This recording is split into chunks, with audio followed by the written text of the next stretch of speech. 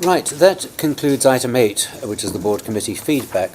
Let's move on now to the performance report, and I'll invite Bill McCarthy to introduce the paper. Thank you, Chairman. This is a pretty comprehensive report, and it's updating the board on delivery of last year's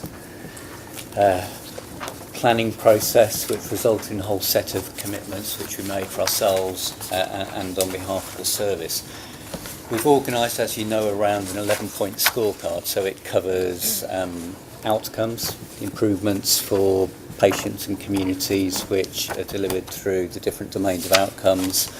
It looks at inequalities, so this outcomes for everyone, as well as the constitutional standards, including access, financial position, and ourselves as an organisation and our development. So it covers the breadth of what we do.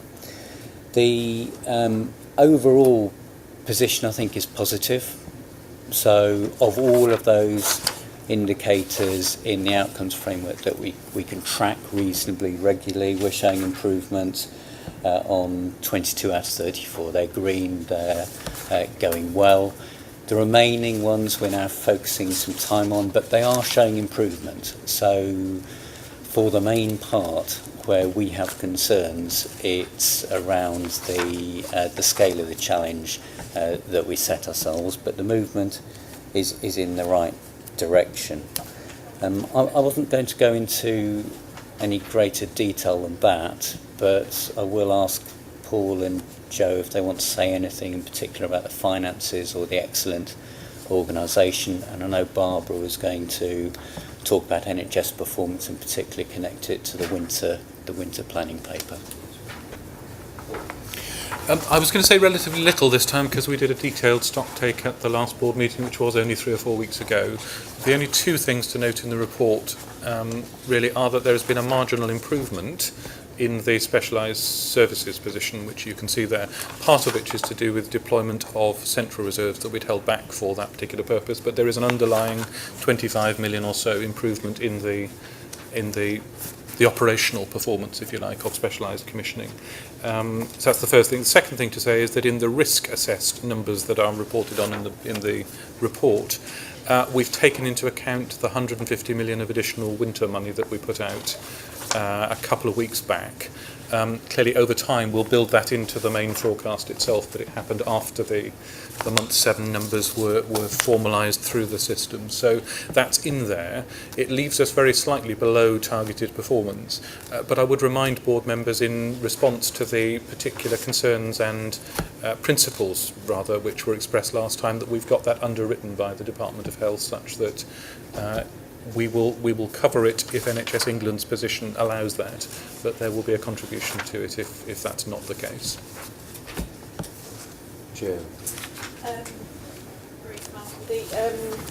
The workforce measures, I just want to say, are work in progress. So we're doing some work around human capital reporting, and we're hoping to kind of pull these together in a single dashboard, which will look at NHS England's own employees. The only thing I would point out, I think, in those is on the turnover analysis, although because of the recoding we've been doing on ESR, we can't be 100% that this is accurate. It is much higher in PCS services than it is in other parts of the organisation. We just need to keep an eye on that, I think. And the turnover and the absence stats are quite low for an organisation like this. Again, we're trying to improve reporting, so there might be a degree of under-reporting in there. And then I think the main thing is the results of the second staff barometer, which ran in September, October. The first one, if you remember, we did it in May and it reported in June. There's not a significant change between the two, but you'll be pleased to know the response rate was up by 13%. Still not fantastic. It's only about half of staff completed it, and we're doing quite a lot of work to try and push it, try and get more staff to complete it. The next one will be in March.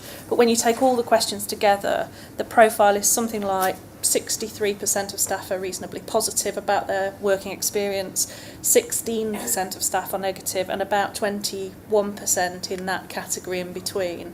And it feels like we've got work to do with that 21%. I think at this stage we note that. Thank you very much. But it's business that is absolutely central to everything that we do, is to ensure that our staff are engaged and committed. Kieran. Question on hygiene factors. Having had a number of conversations just coincidentally with people, access to IT, access to desks, new starters being paid 6 weeks later, 8 weeks later, whatever it is. It can't be good for morale. No, we've got, we talked, I think, at a previous meeting about the Excellent Organisation Programme, and one of the work streams is called something like the barriers to doing a good job, which is where we're trying to pick up the hygiene factors and sort them out quickly. And one of the other work streams is about agile working, where we're trying to get to the bottom of the IT, any status issues that we've got. I don't know, Bill, did you want to say? Yeah, and I think it's a very good point, Kieran. With the IT in particular, we're still rolling out now. We've been measuring the comments, both positive and adverse, in this staff barometer compared to the last one, and we're seeing a more positive trend, so there's an improvement in the numbers, but there is still issues with the how well the rollout is going. What we have noticed, which is green shoots really, is that a number of our officers which are working under legacy systems and were very keen to stay with legacy systems are now becoming big demanders of faster rollout of open service. They're beginning to see the benefit of connectivity right the way across the organisation, and that links then to the desk space, because when we've got that comprehensively available, that promise of agile working, you can go into our office wherever you happen to be, and you will be able to connect into everything. That becomes real. So the agile working group is keeping quite a very close eye on that, and it's got a network of champions in all of our directorates and offices. So we're trying to get real-time feedback, not just waiting for the next barometer.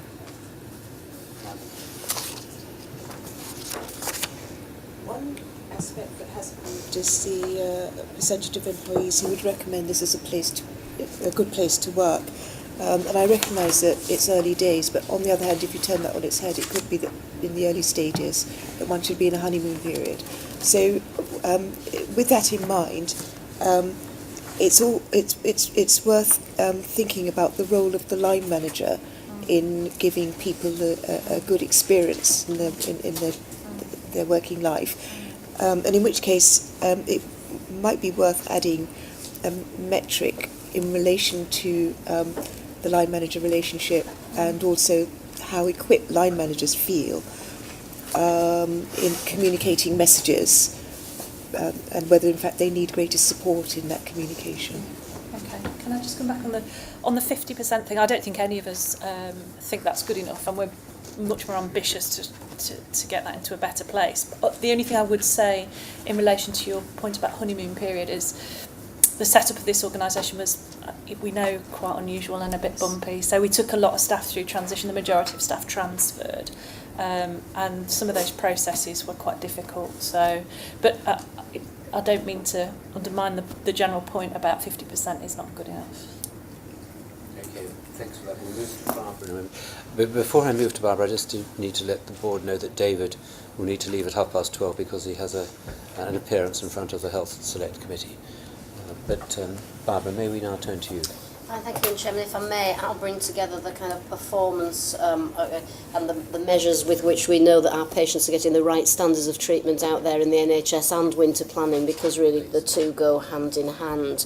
And if I can perhaps draw the board's attention to numbers 3 and 4 in the performance and finance section, which is the kind of at a glance on page 3 of how we're doing against some of the key standards that we've promised we will deliver our services for our patients, and section 4, which looks at the drivers, which tells us the numbers, what's going on in the NHS, what are our patients doing, where are they attending, and look at those alongside the winter planning.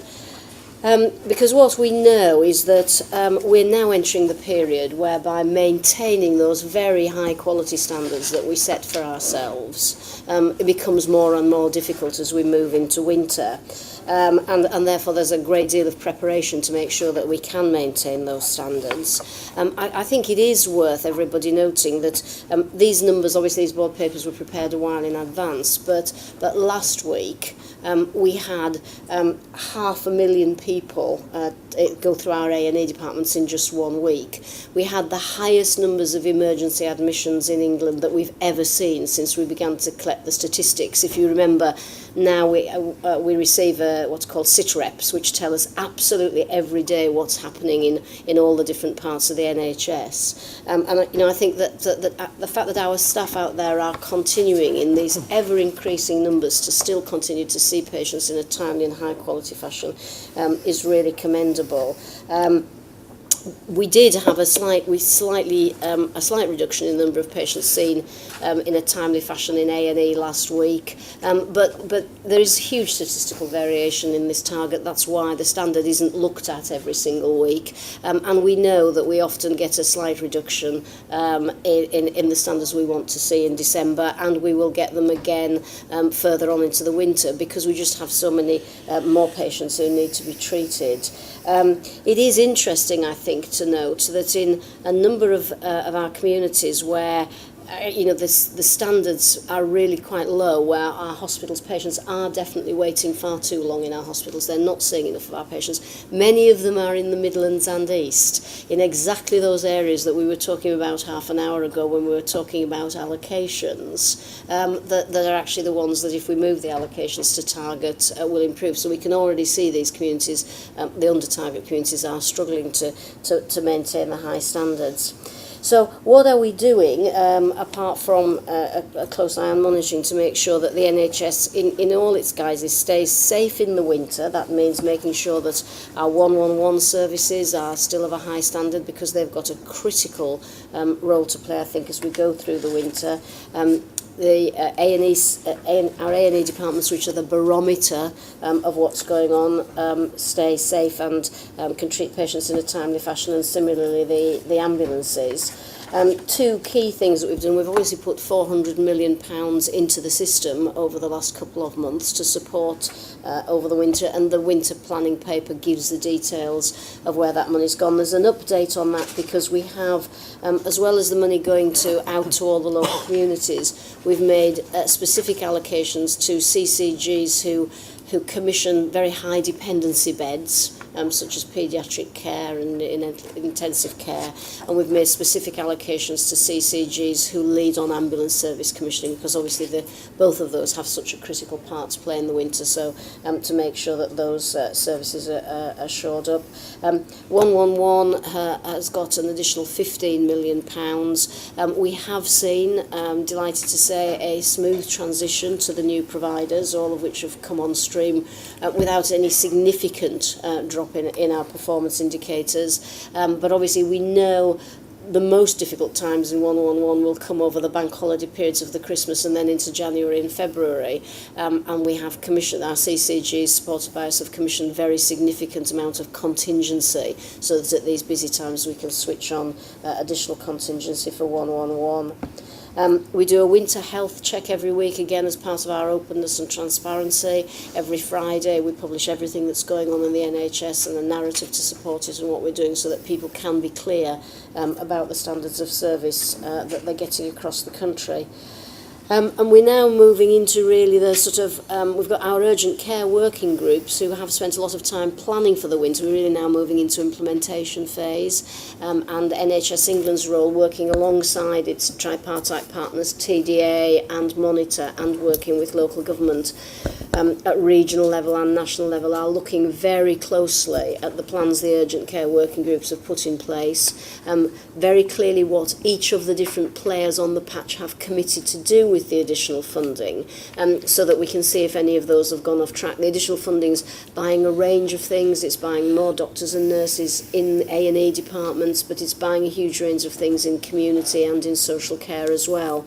But we need to be able to track that the money is being spent on what this people said it was going to be spent on, that they are putting in place what they've committed to do and that it is working. So we now moving very closely to have a very, very regular assessment of the implementation plans from our 147 urgent care working groups. So not complacent by any means, but I can't repeat it too often. I think it is tragic to call a crisis when there isn't one, and what is absolutely apparent at the moment is that our hard-working staff out there are delivering a great service for patients, not only in terms of urgent care, but they're managing to keep, as you will see from the at a glance, they're managing to keep the elective work going through as well. Thank you.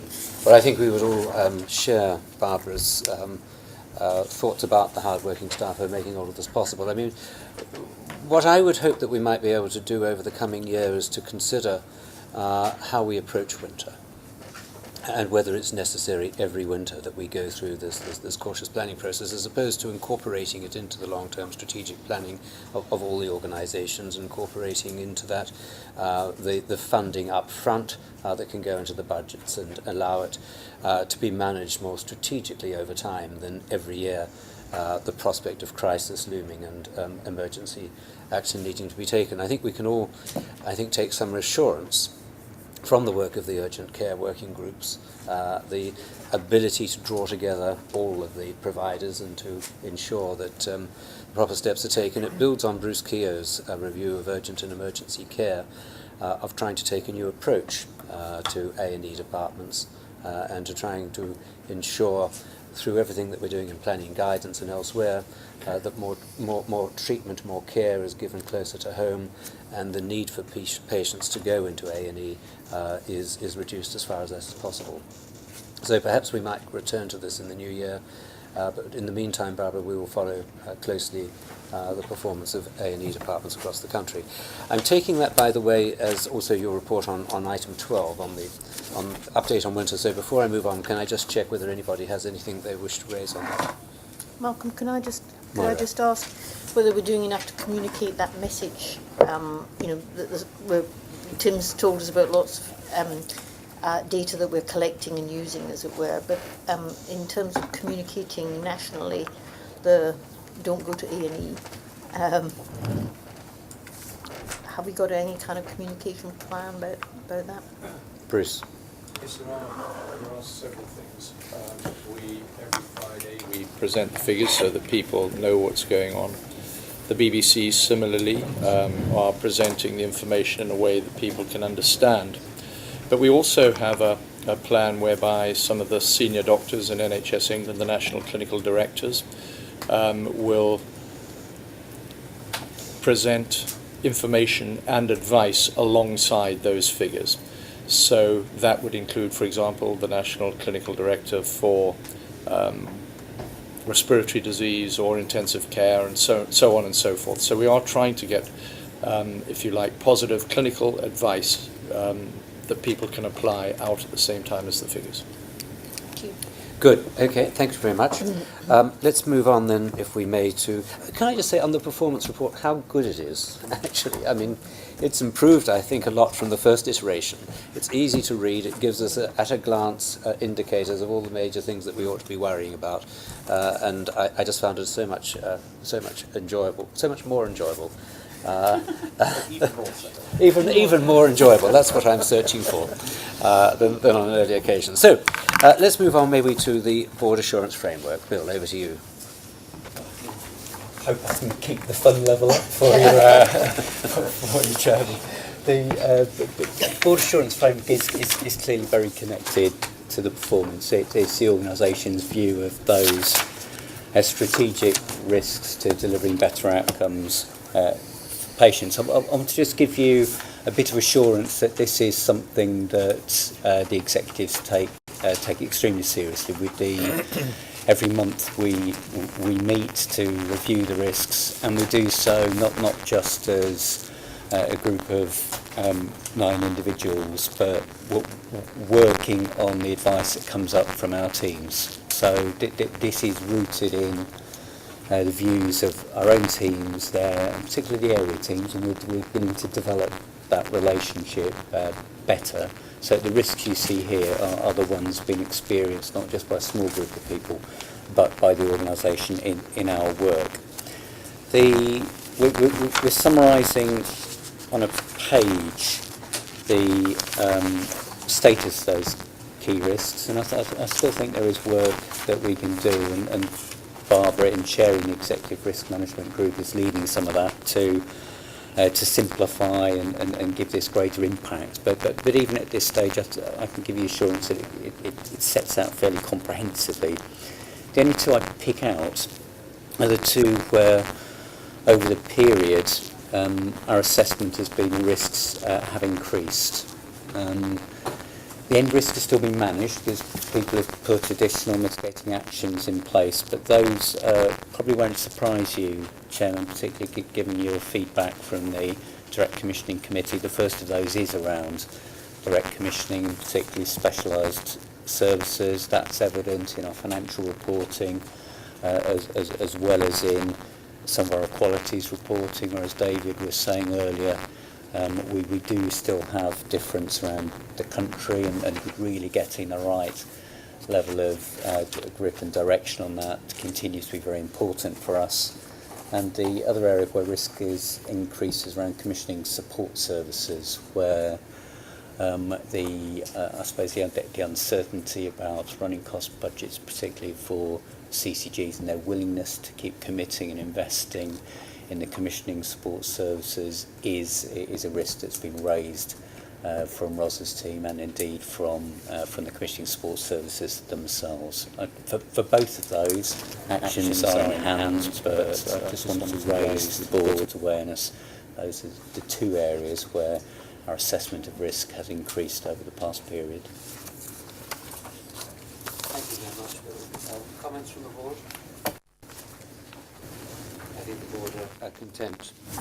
Thank you very much.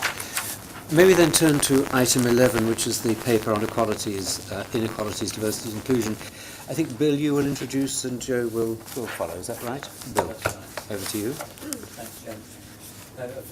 A very important paper for NHS England, I think, Chairman. Our commitment, as we know, is to high quality care for all, and this is particularly about the for all bit of this. Right from the start, we've been committed to tackling health inequalities and equality of opportunity for all of our staff and staff working in the NHS. I point first to paragraphs 6 to 10, which I think set out the scale of the challenge. So both in terms of outcomes that different categories of people get from their health service, and different geographies, the different opportunities which the numbers tell us you're likely to have to get to leadership positions in the health service depending upon your background, and importantly in experience of care, we are observing from the evidence that there are some systematic differences depending on your background and at times on your geography. That's the challenge we face, and it's a challenge we're addressing in three ways. First of all, as a system leader, we work with partners across the system to bring the right degree of focus onto tackling inequalities, but also to do some practical things together that will make a difference, and I'll come to those in a moment. Also through the effective discharge of our own functions. You know, we directly commission significant amounts of taxpayer funds, and we also have an influence on the full 100 billion of commissioning spend. How are we making sure that that's giving value to everyone and not leaving any people or any areas out?